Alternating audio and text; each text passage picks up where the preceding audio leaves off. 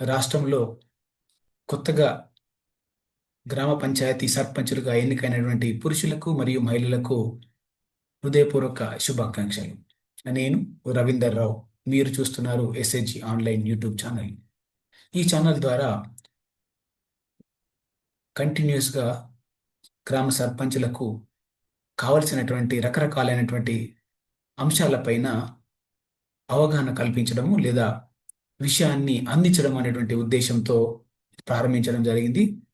మీకు ఈ వీడియోలు కనుక నచ్చినట్టయితే, దీని ద్వారా మీకు ఉపయోగం ఉంది అని కనుక మీరు భావించినట్టయితే దీన్ని లైక్ చేయండి, షేర్ చేయండి, అదేవిధంగా కామెంట్ చేయండి, మీ సహచరులకు దీన్ని షేర్ చేయండి, సబ్స్క్రైబ్ చేయడం మర్చిపోకండి. ఇక వీడియోలో కనుక వచ్చినట్టయితే, ఈ వీడియో యొక్క సందర్భం ఇంతకుముందు చెప్పినట్టుగానే గ్రామ పంచాయతీ పరిపాలన, గ్రామ అభివృద్ధి మరియు గ్రామ సర్పంచుల యొక్క నాయకత్వము తదితర విషయాలపైన ఈ ఛానల్లో అనేక వీడియోలను రూపొందించి మీకు అందించడం జరుగుతుంది ఇక నుంచి. అయితే ఈ ప్రస్తుత వీడియో యొక్క ఉద్దేశం, మన గ్రామ సర్పంచులుగా మీరందరూ కూడా ఎన్నిక కావడం జరిగింది. ఈ ఎన్నికైనటువంటి నేపథ్యంలో ప్రస్తుతం ఆ ఎన్నిక ఎలా జరిగింది అనేది ఒకసారి కనుక మనం ఆలోచించుకున్నట్టయితే, సర్పంచ్గా పోటీ చేయాలని మీలో చాలామంది, కొంతమంది అనుకుని ఉంటారు, కొంతమంది అనుకోకుండా ఉంటారు. ఏ రకమైనటువంటి నేపథ్యంలో సర్పంచులు కావాల్సి వచ్చింది? ఇప్పుడు మొత్తం ఎన్నిక అయినటువంటి వాళ్ళు, ఎన్నిక కాబడేటువంటి వాళ్ళ పరిస్థితి కనుక చూసుకున్నట్టయితే, అసలు నిర్ణయం ఎలా జరిగింది? నిర్ణయం, చాలా మంది రాజకీయాల్లోకి వెళ్ళాలి, రాజకీయ నాయకుడిగా ఎదగాలి, నేను ఒక నాయకుడిగా నిరూపించుకోవాలి, మా గ్రామానికి సేవ చేయాలనేటువంటి సొంతంగా ఆలోచన ఉండి చాలా రోజుల నుంచి సర్పంచ్గా బరిలోకి దిగాలి అని కలలు కని చివరకు రిజర్వేషన్ అనుకూలించి వాళ్ళంతటా వాళ్ళు రాజకీయ నాయకులు, వాళ్ళంతటా వాళ్ళు సర్పంచ్గా పోటీ చేసిన వాళ్ళు కొంతమంది.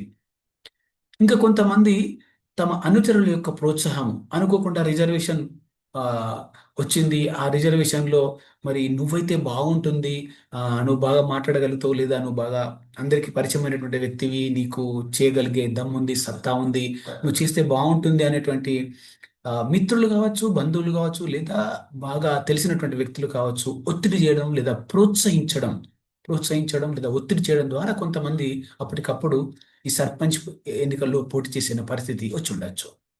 ఇంకా కొంతమంది ఏదో ఒక ప్రతి వ్యక్తి కూడా man is a political man అన్నట్టుగా, ఆ, రాజకీయ జీవి, ప్రతి వ్యక్తి ఒక రాజకీయ జీవి అని అనుకోవచ్చు. అందులో భాగంగానే ప్రతి వ్యక్తి ఏదో ఒక పార్టీకి అసోసియేట్ ఉండేటువంటి అవకాశం ఉంటుంది.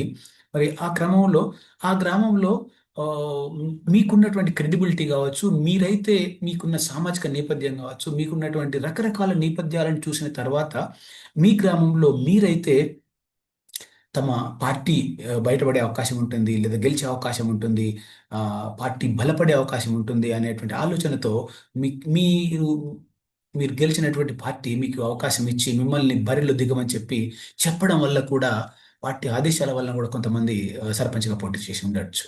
ఇంకా కొంతమంది మన రిజర్వేషన్ వ్యవస్థ లోపల కొన్ని గ్రామాల్లో మనం ముఖ్యంగా చూసినట్టయితే రకరకాల మీడియాలో మనం చూస్తా ఉన్నాము. ఆ మీడియాలో చెప్తుంది, ఆ గ్రామంలో ఏదైతే వర్గానికి, కులానికి రిజర్వేషన్ వచ్చిందో వాళ్ళ కుటుంబం ఒకటి లేదా రెండు మాత్రమే ఉన్నాయి. అది తప్పనిసరి పరిస్థితుల్లో గ్రామ ప్రజలందరూ కూడా వచ్చి మీరు ఉండాల్సిందే, ఇంకా వాళ్ళకి వేరే ఆప్షన్ లేని సందర్భం. అంటే వాళ్ళు ఏదో వాళ్ళ పని వాళ్ళు చేసుకునేటువంటి వాళ్ళు, రిజర్వేషన్ రావచ్చింది, ఆ సామాజిక వర్గం ఆ గ్రామంలో లేకపోవడంతో వాళ్ళు తప్పనిసరి పరిస్థితుల్లో కూడా కొంతమంది సర్పంచులుగా ఎన్నడూ ఊహించకుండా సర్పంచ్ నిలబడడం లేదా సర్పంచ్గా నిలబెట్టడం, తద్వారా గ్రామ సర్పంచులుగా ఎన్నికైనటువంటి నేపథ్యం ఇదంతా కూడా ఒక్కొక్కరు ఒక్కొక్క కారణం ద్వారా సర్పంచ్గా ఆ, ఎన్నికైనటువంటి సందర్భం మనం చూస్తా ఉన్నాం. అయితే సర్పంచ్గా ఎన్నిక కావడం జరిగింది. సర్పంచ్గా ఎన్నికైన తర్వాత ఎలక్షన్లను ఎదుర్కోవడం జరిగింది. ఎలక్షన్ పూర్తయింది. ఎలక్షన్ ప్రాసెస్ చాలా కొంతవరకు, అంటే నేను మాట్లాడేది ప్రాసెస్ అంటే కొంతవరకు చాలా బాధాకరమైనటువంటి పరిస్థితులు వినబడతా ఉన్నాయి. ఇది మన సమాజానికి చాలా చాలా ఆ, ఇబ్బందిని క్రియేట్ చేసేటువంటి అంశం ఉంది. ఏంటంటే ఎవ్వరు 10 మంది కలిసినా మాట్లాడుకున్నా నేను గత 25 సంవత్సరాలుగా మరి రకరకాల ఆ, ప్రాంతాల్లో పనిచేసినటువంటి అనుభవం ఉంది. ప్రజలతో రెగ్యులర్ నిత్యం కనెక్ట్ ఉన్నటువంటి వాడిగా అన్ని జిల్లాల్లో, ఆల్మోస్ట్ అన్ని జిల్లాలతో మాట్లాడేటువంటి అవకాశం ఉన్న వ్యక్తిగా నాకు తెలిసినటువంటి సమాచారం ప్రకారం చాలా వరకు ఆ, కమ్యూనిటీ ప్రజల నుంచి వింటా ఉంటే ఆ, ఈ యొక్క ఓటింగ్ ప్రక్రియలో పాల్గొనడానికి లేదా ఆ, ఓట్లు వేయించుకోవడానికి కావచ్చు, ఓట్లు వేసే వాళ్ళు కావచ్చు, విచ్చలవిడిగా ధనం, డబ్బు అనేది ఒక మ్యాటర్గా మారింది. ఆ, అది లక్షలాది రూపాయలు పెట్టుబడి పెట్టాల్సినటువంటి పరిస్థితిగా మారింది. మద్యానికి మరి అదే విధంగా మాంసము, మద్యము, ఇక ఇక రకరకాలైనటువంటి ఆ, కులాల పరంగా, మతాల పరంగా, వర్గాల పరంగా వాళ్ళకు కట్నాలు, కానుకలు, వాళ్ళని ఇంప్రెస్ చేయడానికి ఇచ్చుకోవడము అనేది, ఇది అందరూ ఓటర్లు డబ్బులు తీసుకుని ఓటేశారు అని నేను నిందించడం లేదు. కానీ ఎక్కువ శాతం ఓటర్లు డబ్బుకు ఆశపడ్డారు అనేది ప్రజలు చెప్తున్నటువంటి మాట. అదేవిధంగా ప్రతి ఒక్కరు కూడా వాళ్ళు మాకు ఏదైనా ఇస్తేనే మేము ఓటు ఇస్తామనేటువంటి భీష్మించుకొని కూర్చున్నటువంటి పరిస్థితి ఉంది. అక్కడక్కడ యునానిమస్ అయినటువంటి సందర్భాలను కనుక వదిలేస్తే పోటీ ఉన్న ప్రతి దగ్గర ఎంతో కొంత తక్కువ ఎక్కువ పెద్ద మొత్తంలో ఖర్చు మాత్రం జరిగినట్టుగా మనకు ప్రజలు చెప్పుకుంటా ఉన్నారు. ఇది అంటే ఈ ఈ సందర్భాన్ని చూసిన తర్వాత అక్కడక్కడ ఆ, వింటున్న దాని ప్రకారం ఇక రాజకీయాల్లోకి ఎవరైనా సేవాభావంతో రావాలి, గ్రామానికి సేవ చేయాలి, లేదా పంచాయతీ వ్యవస్థలో భాగం కావాలి, లేదా ఎలక్షన్లో నిలబడాలి అనేటువంటి డబ్బు లేనటువంటి వ్యక్తులు కనుక రాజకీయాలకు వచ్చేదానికి జంకుతున్న పరిస్థితి, భయపడుతున్నటువంటి పరిస్థితి కనబడతా ఉంది. ఇది మన ప్రజాస్వామ్యం బలోపేతం కావడానికి ఒక గొడ్డలి పెట్టు లాంటిది. ఒక వ్యక్తికి పోటీ చేయడానికి కావాల్సింది ఓటర్గా అర్హత ఉండాలి, సేవా భావం ఉండాలి, అదేవిధంగా చేస్తాననేటువంటి ఒక ప్యాషన్ కనుక ఉన్నట్టయితే మరి అట్లాంటి వాళ్ళకు కూడా నిలబడే అవకాశం ఉండాలి. కానీ ఓట్లను కొనుక్కునే శక్తి ఉంటేనే మనం, లేదా ఖర్చు పెట్టడానికి ఆర్థిక తహత్ ఉంటేనే నిలబడే పరిస్థితి ఉంది అనేది ఈ సమాజానికి అంత మంచిది కాదు. మరి ప్రజలను ఎడ్యుకేట్ చేయాల్సినటువంటి అవసరం ఇప్పుడు గెలిచిన సర్పంచులైన మీ మీద కూడా ఉంది. మీరు ఏదైతే పరిస్థితులు ఇప్పుడు ఉన్నారో ఆ పరిస్థితిని కొంచెం డిఫైన్ చేసే ప్రయత్నం నేను చేస్తా. చాలా మంది గెలిచిన తర్వాత సర్పంచుల పరిస్థితి ఎలా ఉంది, ఎవరో చెప్పిన దాని ప్రకారం ఓడిన వాడు 10 మందిలో బోడుమని ఏడ్చిండు, గెలిచిన వాడు ర్యాలీగా ఇంటికి వెళ్ళి ఇంటికి పోయి తలుపులు వేసుకొని గడియ పెట్టుకొని లోపట ఏడ్చిండు అనే భావన ఉంది.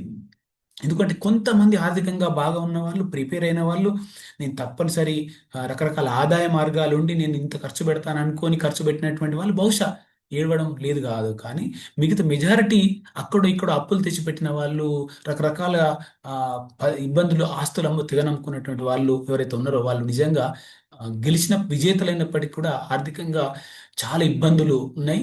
తర్వాత ఖర్చు చాలా అయింది అనేటువంటి భావనలో ఇప్పుడు గెలిచిన సర్పంచులు కూడా చాలా మంది ఉన్నారు. అందరూ అనట్లేదు, కొంతమంది ఉన్నారు.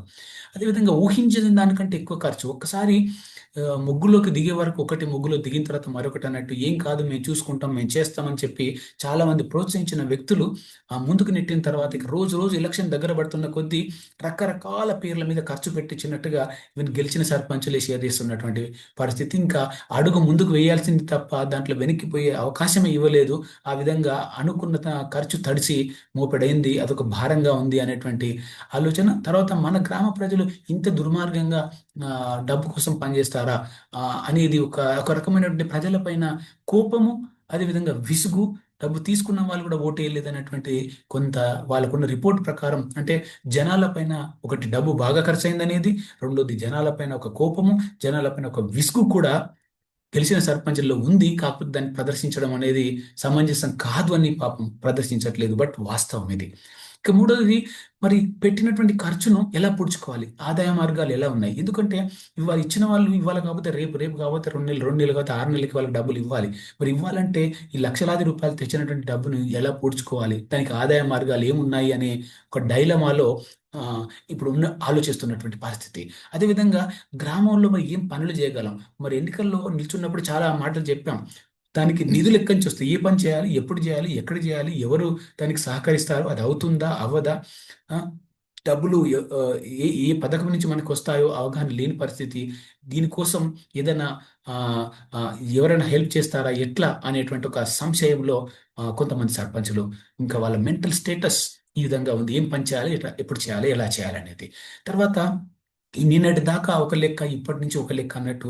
ఇప్పుడు నిన్నటి వరకు ఒక సాధారణ వ్యక్తిగా ఉన్న తను మహిళ అయిన పురుషుడని రేపటి నుంచి సర్పంచ్గా మారిన తర్వాత ఖర్చులు పెరిగేటువంటి అవకాశం ఉంటుంది. రోజుకు ఇంటికి పొద్దున్న లేస్తే నలుగురు వచ్చే అవకాశం ఉంటుంది. తను అధికారులు వస్తారు, లేకపోతే పార్టీ కార్యకర్తలు వస్తారు, పార్టీ నాయకులు వస్తారు, గ్రామంలో సమావేశాలు జరుగుతాయి. ఎందుకంటే ఇంతకుముందు పరిస్థితులు తెలుసు కాబట్టి ఆ ఖర్చులు ఏ విధంగా మనం తట్టుకోగలుగుతాం ఏంటి అనేటువంటి ఒక డైలమా. సో ఓవరాల్గా ఆ, ఎలక్షన్లోకి రావడానికి కారణం ఏంటి, తర్వాత ఆ, వచ్చిన తర్వాత ఇప్పుడు ప్రస్తుతం గెలిచేదానికి 10 రోజులు పడ్డటువంటి ఆరాటం ఏంటి, ఆ ఆరాటంలోంచి ఇప్పుడు ఏర్పడుతున్నటువంటి భావన ఏంటో మనం ఇప్పటిదాకా చూసినాం. ఈ మెంటల్ స్టేటస్లో చాలా మంది సర్పంచులు ఉన్నారు. ఒక రకమైనటువంటి బాధాకరమైన వాతావరణంలో ఉన్నారు. కొంతమంది ముందుగానే ప్రిపేర్ అయినటువంటి వాళ్ళు బహుశా సంతోషంగానే ఉండొచ్చు, కానీ వాళ్ళు కూడా ఆర్థికంగా బాధితులే అనేది మాత్రం తెలుసు. ఇక మరి ఇవన్నీ ఒక నేపథ్యం అయితే, ఇప్పుడు మీకు వచ్చిన అవకాశం ఎలాంటిది? ఇది అరుదైన అవకాశం. అంటే ఏదైనా పురిటి నొప్పుల బాధ తెలియకుండానే తల్లి పిల్లకు జన్మనివ్వలేదు అన్నట్టుగా, మరి ఆ ఆ ఆ ప్రసవ వేదన అనుభవించిన తర్వాత ఆ తల్లి ఈ యొక్క బిడ్డకు జన్మనిచ్చిన తర్వాత తన యొక్క వేదనంతా కూడా మర్చిపోయి ఒక నవ్వు నవ్వుతుంది. అదేవిధంగా మరి ఒక ఎలక్షన్ అనేటువంటి, వాస్తవానికి అది ప్రసవ వేదన లాగా ఉండకూడదు. కానీ ఇప్పుడు జరిగినటువంటి తీరు, మరి ప్రజల మెంటాలిటీ, మన చుట్టూ ఉన్నటువంటి వ్యక్తులు, సమాజం నడుస్తున్నటువంటి ధోరణి కనుక చూస్తే, ఇప్పుడు గెలిచిన వాళ్ళు ఒక రకంగా ప్రసవ వేదన అనుభవించి బయటపడ్డటువంటి పసిబిడ్డలాగానే ఉంది పరిస్థితి.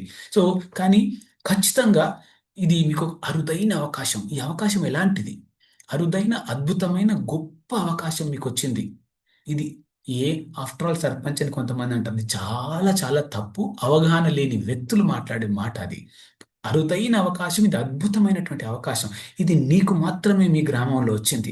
మీ గ్రామంలో నీలాంటి వాళ్ళు వందల మంది ఉన్నారు. అయినప్పటికీ కూడా నీకు మాత్రమే వచ్చింది. మీ గ్రామం యొక్క చరిత్రలో చూసుకున్నట్టయితే గుప్పెడు మంది మాత్రమే సర్పంచులుగా పనిచేశారు. పుట్టిన ప్రతి ఒక్కడికి ఈ అవకాశం రాలే. చాలా మంది కాకలు తీరని యువతులు మీ గ్రామంలో ఉండొచ్చు. చాలా ఇన్ఫ్లుయెన్షియల్ పర్సన్స్ కూడా మీ గ్రామంలో ఉండొచ్చు. ఆర్థిక పరంగా నిన్ను మించి కూడా ఉన్నటువంటి వాళ్ళు ఉండొచ్చు. సామాజిక వర్గాల పరంగా కూడా చాలా ఎక్కువ జనాభా ఉన్న వాళ్ళు కూడా మీ గ్రామంలో ఉండవచ్చు. కానీ వీళ్ళందరికీ రానటువంటి ఒక అద్భుతమైన అవకాశం నీకు ప్రజలు ఇచ్చారు. సరే, కొంత బాధాకరమైన ఆ పరిస్థితులను మార్చేటువంటి అవకాశం మన చేతిలో ఉంది కాబట్టి నీకు మాత్రం ఈ గొప్ప అవకాశం వచ్చింది అనేది గుర్తుపెట్టుకోవాల్సిన అవసరం ఉంది మీరు గెలిచిన సర్పంచులు. ఇక మీ గ్రామంలో చాలా సమస్యలు తీర్చే అవకాశం ఉంది.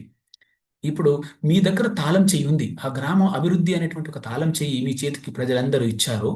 సో ఆ ఆ తాళం చెయ్యిని ఉపయోగించి, అంటే ఆ గ్రామాన్ని అభివృద్ధి చేసేటువంటి ఒక బాధ్యతను మీ భుజస్కంధాల పైన వాళ్ళు పెట్టారు కాబట్టి మీరు ఆ గ్రామ సమస్యలు తీర్చవచ్చు.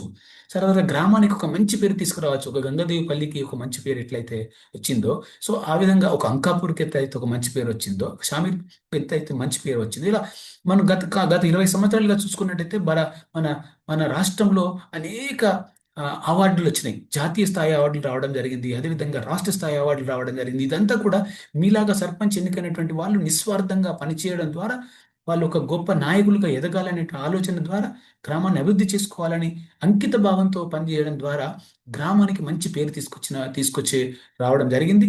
ఆ విధంగా మీరు కూడా మీ గ్రామానికి మంచి పేరు తీసుకొచ్చేటువంటి ఒక అద్భుతమైన అవకాశం మీకు ఇప్పుడు వచ్చింది. ఇక నాయకుడుగా, నాయకురాలుగా మీ సత్తా నిరూపించుకోవచ్చు. సో చాలా మందికి ఇప్పుడు మనం స్టీరింగ్ మన చేతిలో లేనప్పుడు మనం సలహాలు ఇవ్వడం వృధా ప్రయాస. కానీ మీ చేతుల్లో స్టీరింగ్ ఉంది. ఇప్పుడు మీ గ్రామ అభివృద్ధి అనేది మీ చేతిలో ఉంది. మీరు దాన్ని ఒక పద్ధతి ప్రకారము, ఒక చిత్తశుద్ధితో పనిచేసి మీ లక్ష్యాన్ని సాధించుకొని మీరు ఒక ఎఫిషియెంట్ లీడర్, మీరు ఒక పర్ఫెక్ట్ నాయకులు లేదా నాయకురాలు అని మీ సత్తా నిరూపించుకునేటువంటి ఒక గొప్ప అవకాశం కూడా మీకు సర్పంచ్ పదవి ఇచ్చింది. అదేవిధంగా రాజకీయాల్లో ఎదగడానికి మంచి పునాది నిర్మించుకోవడానికి కూడా ఇది ఒక అవకాశం. చాలా మంది యువత ఇప్పుడు సర్పంచ్లో ఎన్నికైన వాళ్ళలో ఉన్నారు. మహిళలు కావచ్చు, పురుషులు కావచ్చు. మనం ఒక జాబ్ కోసం ప్రయత్నం చేసి కొంతమంది, లేదా రాజకీయాల్లోకి రావాలని కొంతమంది వచ్చి ఉండొచ్చు. కానీ రాజకీయాల్లో సర్పంచులుగా తన ప్రస్తావనని ప్రారంభించి మరి ఎమ్మెల్యేలుగా, అదేవిధంగా ఎమ్మెల్సీలుగా, అదేవిధంగా మంత్రులుగా, ముఖ్యమంత్రులుగా ఈ దేశంలో చాలా మంది సర్పంచ్ని కెరీర్ స్టార్ట్ చేసి ముఖ్యమంత్రులు అయినటువంటి వాళ్ళు కూడా చాలా మంది ఉన్నారు. మీకు వారందరి వివరాలు కూడా దొరుకుతాయి మీరు కనుక గూగుల్లో కనుక సెర్చ్ చూసినట్టయితే. మరి మీకు కూడా ఈ రాజకీయ నిచ్చెన మెట్లు అధిరోహించడానికి ఈ సర్పంచ్ పదవి అనేది ఒక స్టెప్పింగ్ స్టోన్, మొదటి అడుగు అని అనుకోవచ్చు. ఇంత అద్భుతమైన అవకాశం అంటే ఈరోజు చేసే చిన్న చిన్న పదవులే రేపటికి నువ్వు నిచ్చెన మెట్లు ఎక్కినట్టు ఎక్కడానికి సోపానాలుగా, మంచి సోపానంగా ఇది అవకాశం వస్తుంది మీకు పదవి అందుకోవడానికి. మీరు ప్రూవ్ చేసుకోవడానికి ఇది ఒక అద్భుతమైన అవకాశం. సో ఆ విధంగా ఒక కెరియర్ బిల్డింగ్ కోసం కూడా ఇది ఉపయోగపడుతుంది.